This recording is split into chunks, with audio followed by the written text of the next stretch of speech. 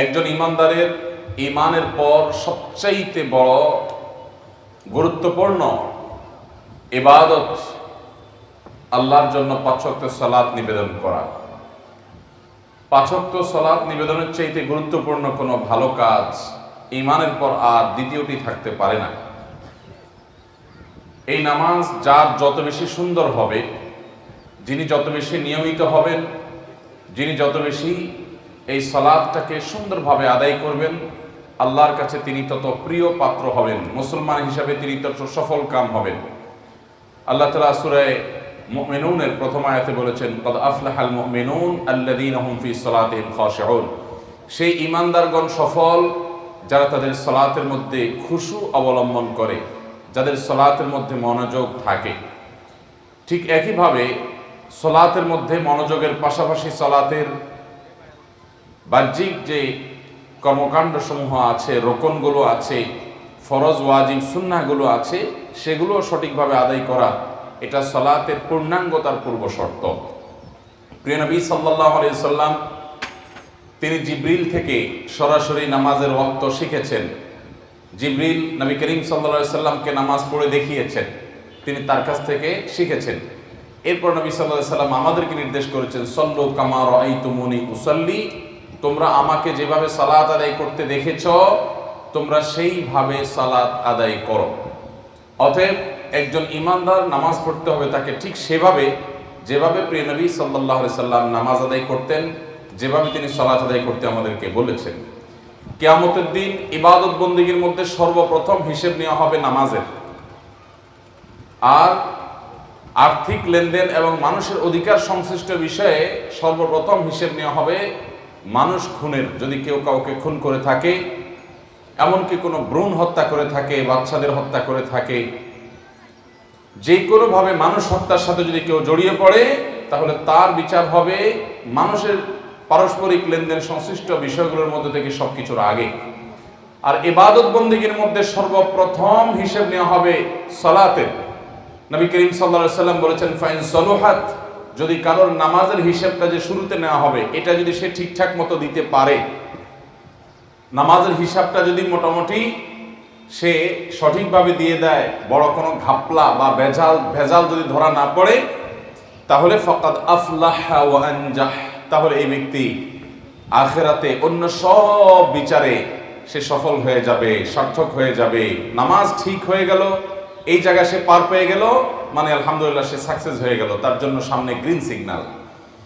আর ওয়া ইন ফাসাদাত, যদি নামাজের হিসাবে যদি কারোর ভেজাল ধরা পড়ে, ফাকাদ খাবা ওয়া খাসির, তাহলে সে ক্ষতিগ্রস্ত হয়ে গেল, আর সামনে সে খুব একটা আগাতে পারবে না। মুহতারাম হাজিরিন, এই জন্য একজন ইমানদার হিসাবে আমাদের জীবনের সবচাইতে গুরুত্বপূর্ণ বিষয় হলো 5 ওয়াক্ত সালাত। এই সালাতটাকে সবচেয়ে সুন্দর এবং সঠিকভাবে আদায় করতে হবে। সালাতের 2টা দিক আছে। নামাজের কয়টা দিক আছে ভাই? 2টা দিক। একটা হলো বাহিরের দিক আর একটা হলো ভেতরের দিক। নামাজের ভেতরের দিকটাকে বলা হয় খুশু, আর নামাজের বাহিরের দিকটাকে বলা হয় খুদু।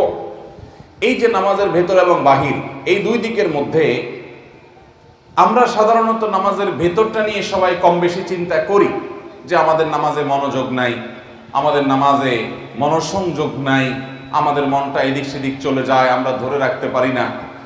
এটা আমাদের হয় যে আমরা মনোযোগ নিয়ে চিন্তা করি, কিন্তু নামাজের বাহির নিয়ে আমরা শতকরা 5 জন মুসল্লিও চিন্তা করি না। অথচ আমরা সবাই জেনে থাকার কথা, নামাজের বাহির অর্থাৎ প্রতিটা রোকন, এগুলো যদি সঠিকভাবে আদায় করা না হয় নামাজ হবে? নামাজই হবে না। আর যদি মনোযোগ কারোর কম বা বেশি হয়, সেই কারণে কিন্তু নামাজ হবে না তা কিন্তু না, হয়তো নামাজের কোয়ালিটি কম হয়ে যাবে, কিন্তু নামাজ হয়ে যাবে। তাহলে নামাজের মধ্যে সবচেয়ে বড় সমস্যাটা নিয়ে আমাদের তেমন কোনো মাথা ব্যথা নেই, সেদিকে আমাদের যাতে ফোকাস না হয়, মনোযোগ না হয়, হয়তো শয়তানও আমাদেরকে ভুলিয়ে রেখেছে। এই জন্য ভাইরা আমার, নামাজের ভেতরটাকে যেরকম আমাদের ঠিক করতে হবে, অর্থাৎ মনোযোগ ধরে রাখতে হবে। নামাজটা এসেছে আল্লাহর শরণার্থে, আকিমিস সালাতা লিযিকরি, আল্লাহ বলেছেন সালাত কায়েম করো আমার স্মরণের জন্য। অতএব আল্লাহর স্মরণ যেন হয় নামাজে, সেটা যেমন চেষ্টা করতে হবে। এর পাশাপাশি আমাদের নামাজের বাহিরটা যেন ঠিক হয়। বাহির বলতে আমাদের দাঁড়ানোটা সূরা কেরাতগুলো যেন শুদ্ধ হয়, ধীরস্থিরতার সাথে হয়, রুকুটা যেন ঠিক মতো হয়, সেজদাটা যেন ঠিক মতো হয়, বৈঠকটা যেন ঠিক মতো হয়, দোয়া দুরূদগুলো যেন ঠিক মতো হয়। এই যে বাহিরের ব্যাপারটা আছে, এই ব্যাপারগুলো নিয়ে আমরা বেশিরভাগ মানুষ খুব একটা চিন্তা ভাবনা করি না।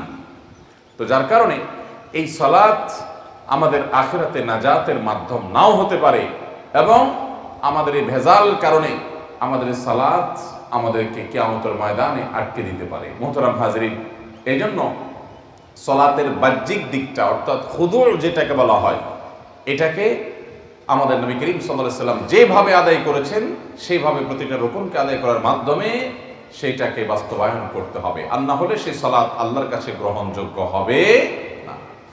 যত নামাজি আছে আমাদের দেশে, যা গোটা দুনিয়াতে, সব নামাজীদেরকে জিজ্ঞাসা করেন যে আপনার নিজের নামাজের ব্যাপারে আপনার অতৃপ্তির জায়গাটা কোথায় বলুন তো, কি বলবে সবাই? বলবে ভাই মনোযোগ ধরে রাখতে পারি না, তাই না? তো মনোযোগ যদি কারোর ধরে না রাখতে পারে, দুনিয়ার কোনো মুফতি ফতোয়া দিতে পারবে না যে তার নামাজ হয় নাই, আবার করতে হবে, এটা কোনো মুফতি ফতোয়া দিতে পারবে না। হ্যাঁ, কোয়ালিটি কমে গেছে, এটা ঠিক, কারণ মনোযোগ ধরে রাখাটা এটা ফরজের তালিকাও না, ওয়াজিবের তালিকাও নাই, এটা ঠিক যে ওইটা নামাজের প্রাণ। কিন্তু যদি কেউ নামাজের মধ্যে তাড়াহুড়ো করে, রুকুন ঠিক মতো আদায় না করে, তাহলে সারা পৃথিবীর সব উলামা ইকরাম বলবেন না তার নামাজ হয়নি। কারণ তাড়াহুড়া না করা, ধীরস্থিরতার সাথে নামাজ পড়া, সঠিকভাবে রুকুনগুলো বাস্তবায়ন করা, ইতমিনানের সাথে, তমানিনার সাথে প্রতিটা রুকুন ঠিকঠাক মতো আদায় করা, এই বিষয়টি ফরজ মধ্যপ্রাচ্যের উলামা ইকরামের মতে, আর হানাফি মাযহাবের উলামাদের মতে এটি ওয়াজিব। অতএব এই ওয়াজিব বা ফরজ গুরুত্বের বিচার প্রায় কাছাকাছি। এইগুলো তরকের কারণে আমাদের নামাজ পর্যন্ত নষ্ট হয়ে যেতে পারে। গোটা মসজিদে যত মুসল্লি আছে, ডানে বামে তাকিয়ে দেখলে আপনি অবাক হবেন যে আমরা আজকাল 4G 5G গতিতে নামাজ পড়ি, অনেকে 6G গতিতেও পড়েন। এই যে রমাদান আসছে, দেখবেন যে তারাবির নামাজে গতির কম্পিটিশন হয়। এক এলাকার মুসল্লিরা অন্য এলাকার মুসল্লিদের সাথে গর্ব করে, আমাদের হাফেজ সাহেব 53 মিনিট 13 সেকেন্ডে 20 রাকাত নামাজ পড়ায় শেষ করে ফেলছে। আর এলাকার মুসল্লিরা তারা এবার কম্পিটিশন নেমে যায় যে কিভাবে তারা 52 মিনিটে শেষ করে ফেলবে। এটা কোনো সুন্দর প্রতিযোগিতা না। নবী করিম সাল্লাল্লাহু আলাইহি ওয়াসাল্লাম তার সম্পর্কে আমাদের আয়েশা সহিহ মুসলিমের হাদিসে বলেছেন যে কানা নবী সাল্লাল্লাহু আলাইহি ওয়াসাল্লাম ইজা রাফা রাসাহু মিনার রুকু লাম ইয়াসজুদ হাত্তা ইয়াস্তাওয়া কাইমা। নবী করিম সাল্লাল্লাহু আলাইহি ওয়াসাল্লাম রুকু থেকে যখন মাথা সোজা করতেন, দাঁড়াতেন, টান টান হয়ে সোজা হওয়ার আগ পর্যন্ত তিনি সিজদায় যেতেন না। খুব ধীরস্থিরতার সাথে নামাজ পড়তেন। গোটা মসজিদের দিকে আপনি তাকিয়ে দেখেন, আমি তো প্রায় দেখি, আমি এমনি একটু তাড়াহুড়ো স্বভাবের মানুষ, কথাও একটু তাড়াহুড়ো করে বলি, কাজ কামে একটু তাড়াহুড়ো স্বভাবের, যেটা একটা দোষের। কিন্তু এরপরও আমি দেখি যে মসজিদে 2 রাকাত সুন্নত নামাজ, ফরজ নামাজের পরে ম্যাক্সিমাম মুসল্লি দেখি আমার আগে শেষ হয়ে যায়। 4 রাকাত নামাজ ম্যাক্সিমাম মানুষ দেখি আমার আগে শেষ হয়ে যায়। তখন চিন্তা করি যে আমার চাইতে খারাপ মানুষও আছে দেখা যায়। ভাইরা আমার, এই নামাজকে এত তাড়াহুড়া করে যদি আমরা আদায় করি, তাহলে কখনো সেই নামাজ আমাদেরকে আল্লাহর রেজামন্দি এবং জান্নাত এনে দিতে পারে না। এই জন্য আজ থেকে আমরা নামাজ ধীরস্থিরভাবে আদায় করব। এটা অনেক বড় একটা ব্যাপার, তাড়াহুড়া না করে ধীরস্থিরতার সাথে আদায় করা। একটা হাদিস আপনারা অনেকে শুনেছেন, নবী করিম সাল্লাল্লাহু আলাইহি সাল্লাম বুখারী মুসলিমে এক বর্ণনা করেছে যে এক ব্যক্তিকে দেখলেন মসজিদে প্রবেশ করেছে। লোকটা মসজিদে প্রবেশ করে নামাজ পড়লেন। নামাজ পড়ার পর তিনি নবী করিম সাল্লাল্লাহু আলাইহি সাল্লামের কাছে এসে সালাম দিলেন, আসসালামু আলাইকুম। নবী করিম সাল্লাল্লাহু আলাইহি সাল্লাম তার সালামের জবাব দিলেন। সালামের জবাব দেওয়ার পর প্রিয় নবী সাল্লাল্লাহু আলাইহি সাল্লাম ওই লোকটাকে বললেন, যাও তুমি আবার নামাজ পড়ো, কারণ তোমার নামাজ হয় নাই। তখন লোকটা আবার বেচারা গিয়ে নামাজ পড়লেন। নামাজ পড়ে এবারে এসে নবীজিকে সালাম দিলেন। আবার নবী করিম সাল্লাল্লাহু আলাইহি সাল্লাম আবারও তার সালামের জবাব দিলেন। জবাব দিয়ে বললেন একই কথা আগের মতো, যাও তুমি আবার নামাজ পড়ো, কারণ তুমি নামাজ যা পড়ছো সেটা হয় নাই। এরপর লোকটি আবারও একই কাজ করলেন। নবী সাল্লাল্লাহু আলাইহি সাল্লাম তাকে আবারও বললেন। 3 বার একই জিনিস যখন হয়েছে, এরপর সে আল্লাহর বান্দা বললেন, ওই আল্লাহর শপথ করে বলছি যিনি আপনাকে রাসূল করে প্রেরণ করেছেন, তার শপথ করে বলছি আমি এর চাইতে ভালো নামাজ পড়তে জানি না। আপনি আমাকে নামাজটা শিখাইয়া দেন।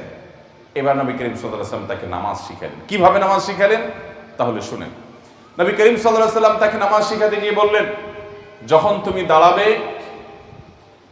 সূরা কেরাত ইত্যাদি পড়বে, পড়ে রুকুতে যাবে, তখন তোমার কাজ হবে যে রুকুতে গিয়ে তুমি স্থির হবে, পিঠ টান টান করে সোজা করবে, যেতে তো হবে ধীর স্থিরতার সাথে। এরপর সেখানে গিয়ে মাথা এবং নিতম্ব বরাবর হবে, মাথা উঁচুও থাকবে না আবার নিচেও থাকবে না, লেভেল থাকবে, যতটুকু সম্ভব হয় লেভেল করা। পিঠ আবার এরকম কুজোর মতো হবে না, যতটুকু সম্ভব লেভেল হবে। এরপরে তাসবিহ নিবেদন করবে, সুবহান রাব্বিয়াল আযীম, সুবহান রাব্বিয়াল আযীম, সুবহান রাব্বিয়াল আযীম। রুকুর আরো তাসবিহ আছে, আমরা অনেকে জানি না। সুবহান কুদ্দুস রব্বুল মালাইকাতি ওয়ার রূহ, এটাও রুকুর তাসবিহ। এরকম রুকুর আরো তাসবিহ আছে। রুকুর তাসবিহ শেষে নবী করিম সাল্লাল্লাহু আলাইহি ওয়াসাল্লাম লোকটিকে শিখালেন, তুমি মাথা সোজা করবে।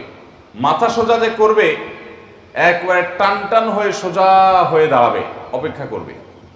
এরপর তুমি সেজদায় যাবে। সেজদায় গিয়ে তুমি পরিপূর্ণভাবে সেজদার যে পজিশন আছে সেই পজিশনে যাবে। তারপরে তাসবিহ নিবেদন করে সুবহান রাব্বিয়াল আলা ধীরস্থিরতার সাথে পড়ে তারপরে উঠে সোজা হয়ে বসবে। এই সোজা হয়ে আবার টান টান করে বসবে, অপেক্ষা করবে, একদম পিঠ মাথা সব সোজা হয়ে এরকম সোজা হয়ে বসবে। এরপর স্থির হয়ে বসার পর, সোজা হয়ে বসা মানে স্থির হয়ে বসবে, বসার পর এরপর আবার সিজদায় যাবে। সিজদা আবার এরকম গিয়ে পরিপূর্ণ পজিশনে যাবে, তারপর তাসবিহ পাঠ শুরু করবে, তারপর আবার উঠে সোজা হয়ে টান টান হয়ে বসবে, স্থির হয়ে বসবে। এভাবে নবী করিম সাল্লাল্লাহু আলাইহি ওয়াসাল্লাম তাকে প্রতি রাকাত নামাজ পড়ার নির্দেশ দিয়েছেন। এই হাদিস থেকে বোঝা যায় ওই ব্যক্তি তাড়াহুড়ো করে নামাজ পড়েছিলেন, এই জন্য নবী করিম সাল্লাল্লাহু আলাইহি ওয়াসাল্লাম সেটাকে সংশোধনী দিয়েছেন যে এরকম তাড়াহুড়ো করে নামাজ পড়া যাবে।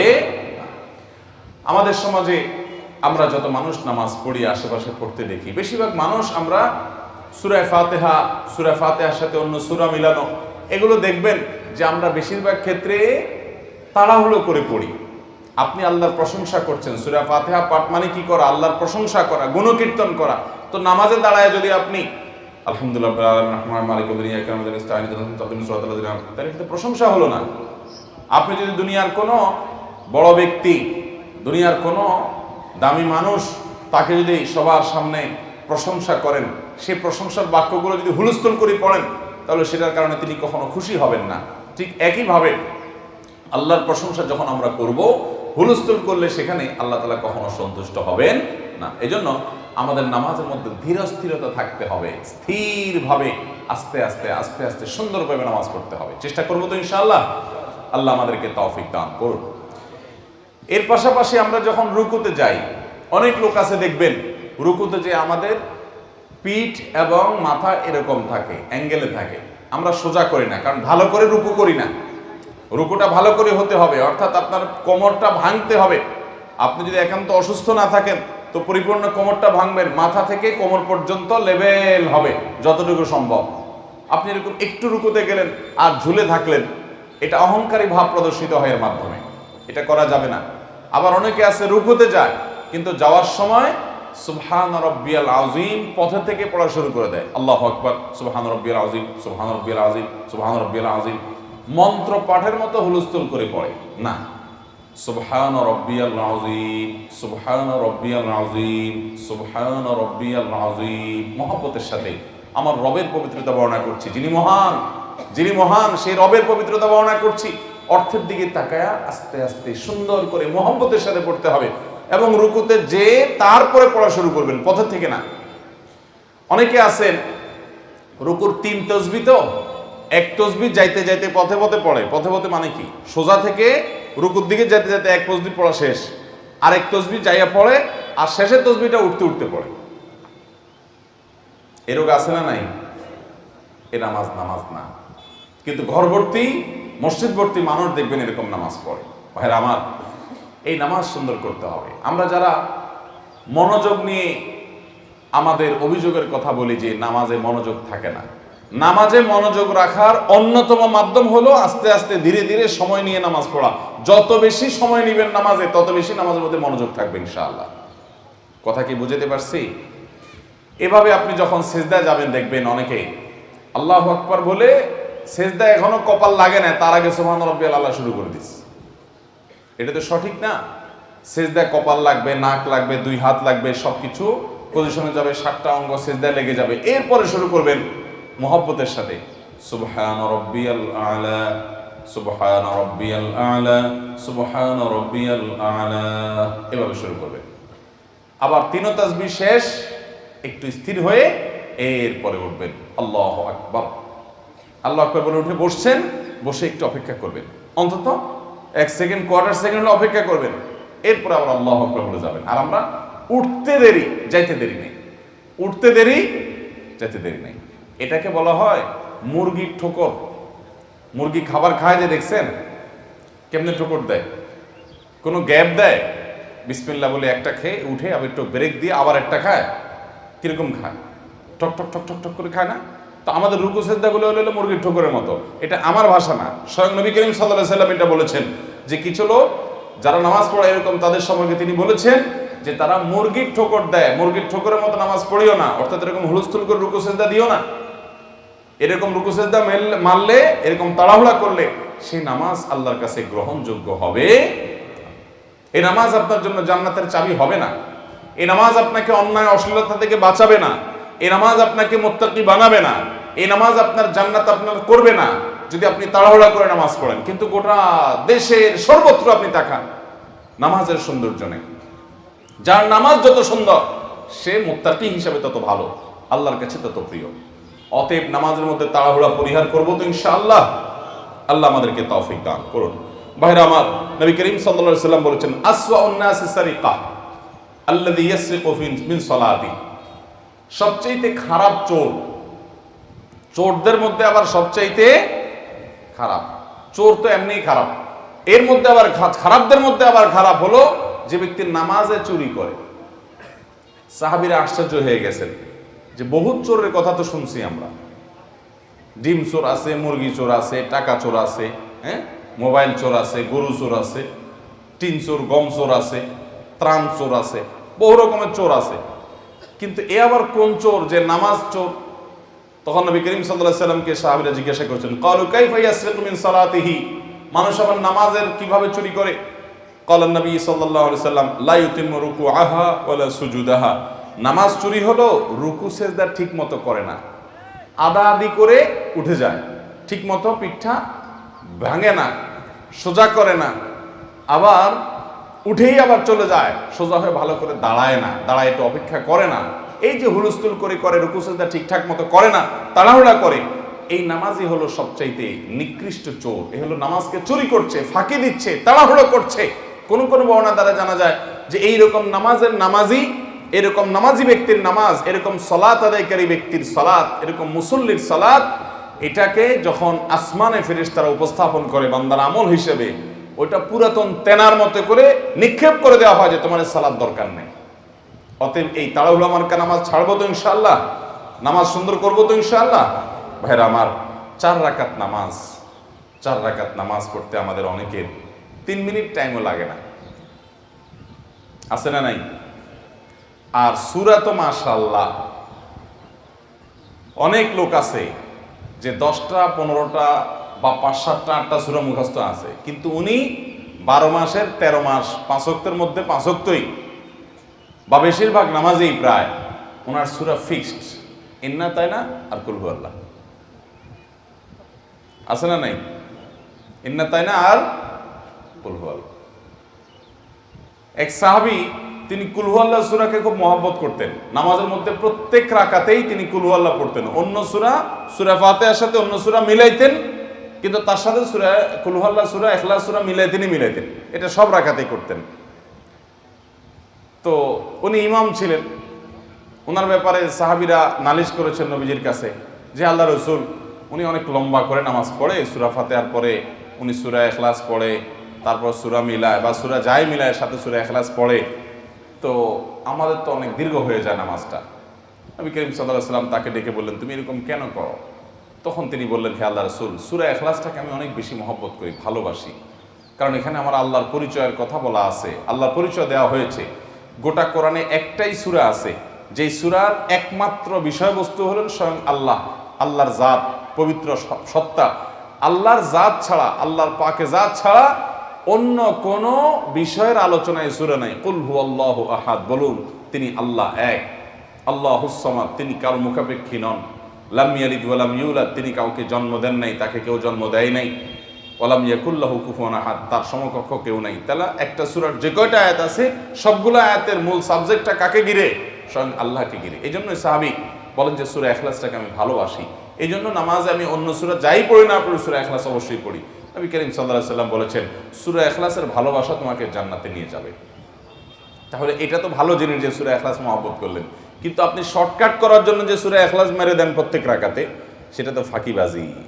এই ফাঁকিবাজি মার্কার নামাজ কখনো ভালো নামাজ হতে পারে না।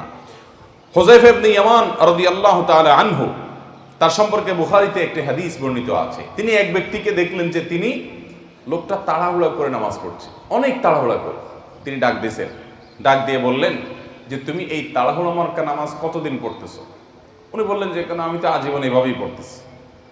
তখন হুযায়ফা রাদিয়াল্লাহু তাআলা আনহু, প্রিয় নবীজির সাহাবী, তিনি বললেন লাউ মুত্তা আলা হাযা, তুমি যদি এই নামাজ নিয়ে দুনিয়া থেকে যাও তাহলে জেনে রাখো যে তুমি মুহাম্মদ সাল্লাল্লাহু আলাইহি সাল্লাম যে শরীয়ত নিয়ে এসেছেন সেই শরীয়তের উপরে তোমার মৃত্যু হলো না, ইসলামের উপরে, সঠিক দ্বীনের উপরে তোমার মৃত্যু হলো না। এই নামাজ মুহাম্মদ সাল্লাল্লাহু আলাইহি সাল্লামের নামাজ না। এরকম তাড়াহুড়া করা, অতএব তাড়াহুড়া আমরা পরিহার করব তো ইনশাআল্লাহ। আল্লাহ তাআলা আমাদের সবাইকে সে তৌফিক দান করুন। ইবনে মাজার হাদিস থেকে আমরা জানি নবী করিম সাল্লাল্লাহু আলাইহি সাল্লাম বলেছেন ইয়া মা'শারাল মুসলিমিন, হে মুসলমানরা, লা সালাতা লিমান লা ইউকিমু সুলবাহু ফির রুকু', যে ব্যক্তি রুকুতে এবং সিজদায় তার পিঠ সোজা করে না, নবীজি বলেছেন তার নামাজ হবে না, তার নামাজ হবে না। অতএব নামাজের মধ্যে আমরা প্রত্যেকটা রকমকে খুব ধীরে স্থিরতার সাথে করব, খুব আস্তে আস্তে আদায় করব। আবারও বললাম, যাদের নামাজে মনোযোগ ধরে রাখা নিয়ে অভিযোগ আছে, যে নামাজে মনোযোগ ধরে রাখতে পারেন না, তারা আল্লাহর ওয়াস্তে নামাজটাকে ধীরে ধীরে আস্তে আস্তে সময় নিয়ে তাড়াহুড়ো করা ছাড়া আদায় করবেন। দেখবেন ইনশাআল্লাহ আপনার সে নামাজের মধ্যে মনোযোগ থাকতে বাধ্য। চেষ্টা করবো তো ইনশাআল্লাহ। 4 রাকাত নামাজ যদি মিনিমাম 10 মিনিট সময় লাগাইতে পারেন তাহলে আপনি মোটামুটি সুন্দর নামাজ পড়ছেন বলা যায়। আর যদি আরো বেশি সময় লাগাইতে পারেন আরো ভালো। নবী করিম সাল্লাল্লাহু আলাইহি সাল্লাম বিশেষ করে যখন তাহাজ্জুদের নামাজ পড়তেন, ফরজ নামাজ মুসল্লিদের দিকে লক্ষ্য করতে হয়, মুক্তাদির দিকে খেয়াল করতে হয়, খুব বেশি লম্বা করা যায় না, কিন্তু তিনি যখন তাহাজ্জুদ পড়তেন এত সময় নিয়ে নামাজ পড়তেন যে আম্মা জান আয়েশা রাদিয়াল্লাহু তাআলা আনহা বর্ণনা করেছেন যে নবীজির যে সালাত ছিল, রাতের নামাজ, তাহাজ্জুদের নামাজ যে ছিল, লা তাসআল আন হুসনিহিন্না ওয়া তুলিহিন্না, সেই নামাজের সৌন্দর্যের কথা আর বলিও না। কি সুন্দর ছিল, এত সুন্দর ছিল যে আর বলার মতো না। কিরকম সুন্দর ছিল তিনি তার বিবরণ দিতে গিয়ে বলছেন, যখন নবীজি সাল্লাল্লাহু আলাইহি সাল্লাম দাঁড়িয়ে সূরা কেরাত পড়া শুরু করতেন, এত দীর্ঘ সময় ধরে সূরা কেরাত পড়তেন যে 1 পারা, 1.5 পারা, 2 পারা লম্বা পৃষ্ঠাকে পৃষ্ঠা তেলাওয়াত করে শেষ করতেন। রুকুতে যাওয়ার কোনো আলামত থাকতো না। তখন আমরা চিন্তা করতাম যে উনি বোধহয় রুকু আর যাবেন না, দাঁড়া দাঁড়া বোধহয় সারা রাত তেলাওয়াতই করবেন আজকে। এরপর যখন রুকুতে যেতেন, অনেকক্ষণ তেলাওয়াতের পর রুকুতে গিয়ে সুবহান রাব্বিল আযীম অথবা সুবহান কুদ্দুস রব্বুল মালাইকাতু ওয়ার রূহ অথবা সুবহানাল জাবারুত ওয়াল মালাকুত ওয়াল কিবরিয়া ওয়াল আযমা, এটাও রুকুত তাসবিহ। কয়েকটা তাসবিহ হাদিসে বর্ণিত আছে। এই তাসবিহগুলো তিনি পাঠ করতেন ধীরে ধীরে, আস্তে আস্তে, মহব্বতের সাথে, সুন্দর করে, এত বেশি সময় ধরে পাঠ করতেন যে রুকুতে যাওয়ার পর এত সময় দিতেন আমরা দেখে রীতিমতো ভয় পেয়ে যেতাম যে তিনি মানে রুকু থেকে আর মাথা তুলবেন না। এত সময় ধরে অনেক সময় রুকু করার পর আস্তে করে মাথা সোজা করতেন, সামি আল্লাহু লিমান হামিদাহ, আস্তে আস্তে বলে সুন্দর করে। আবার সিজদা গিয়ে যখন সিজদার তাসবিহ শুরু করতেন, ওই একইভাবে এত সময় ধরে সিজদার তাসবিহ পড়তেন, মনে হচ্ছে মাথা সোজা করবেন। এইভাবে তিনি প্রত্যেকটা নামাজ আদায় করতেন। তিনি নামাজে যখন দাঁড়াতেন এত সময় দিয়ে ধরে দাঁড়াতেন যে পা ফুলে যেত। দেখেন রূপকথার গল্পের মতো লাগে এগুলো। পা মানুষের কখন ফুলে? সহজে পা ফুলে? ঘন্টাকে ঘন্টা যদি এক পায়ের উপরে দুই পায়ের উপর আপনি দাঁড়ায় থাকেন, ঘন্টায় ঘন্টা যদি পায়ের উপরে দাঁড়ায় থাকেন, তখন আপনার কি হতে পারে? পা ফুলে যেতে পারে। কিন্তু নবী করিম সাল্লাল্লাহু আলাইহি সাল্লামের নামাজের মধ্যে পা ফুলে যেত। তো পা ফুলতে হলে কত সময় ধরে নামাজ দাঁড়ায় থাকা লাগে, আর আমাদের নামাজ শুরু করতে দেরি, শেষ করতে দেরি।